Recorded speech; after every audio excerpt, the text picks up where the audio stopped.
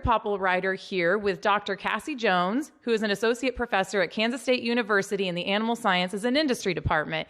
And so we've been talking a little bit about all the discussion that's going on regarding coronavirus and seeing some of that overlap discussion in regard to how we've also had this in animals.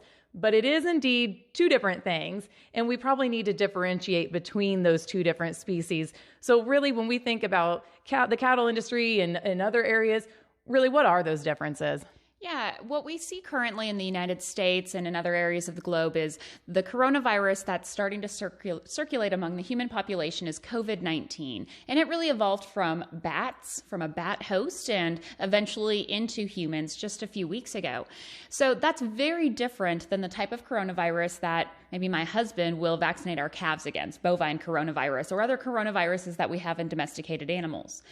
They're sisters, and so it's kind of like they're in the same family of viruses, but they're not exactly the same. And so what that means is that while humans have had coronaviruses, or there's been coronaviruses in the human population in the past, it hasn't been this specific one. And so that means we have no immunity built up to this type of coronavirus, and now we have a naive human population.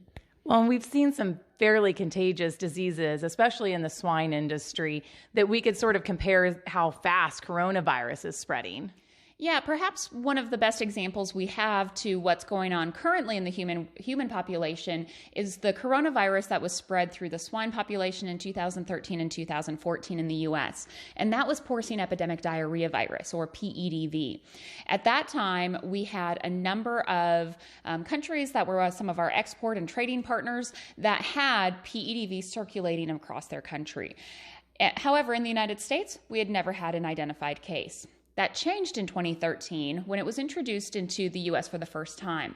Because we had a naive pig herd that had no immunity built up to that coronavirus, it spread very quickly, and it led to about $1 billion in economic losses to pork producers, and ultimately 3.2% total mortality to the U.S. pork sector over time. So can we take a few lessons from the animal industry and apply those maybe to what we're doing? Are we seeing some similarities?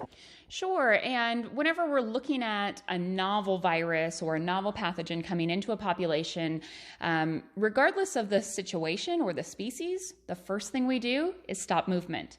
And we do that whether it's a bacterial outbreak in cattle or whether it is a fungal outbreak in crops. If we identify that there's a problem going on, the first thing that we do is stop movement. And that stop movement allows us to identify the situation, where are the problems, and prioritize what our next steps will be. That same stop movement, not only does it limit kind of nose-to-nose or interaction and transmission of disease, it also is being done now in the human population. And so while we think that maybe it's a bit of an overreaction to cancel the NCAA tournaments or close schools and universities, it's a pretty straightforward approach to disease management that we practice all the time in animal livestock production, where if we have a disease outbreak, the first thing that we do is stop movement and we close borders. That's some great background. Well, again, we're here with Dr. Cassie Jones, who's an associate professor at Kansas State University in the Animal Sciences and Industry Department. Stay tuned. We'll be back with more.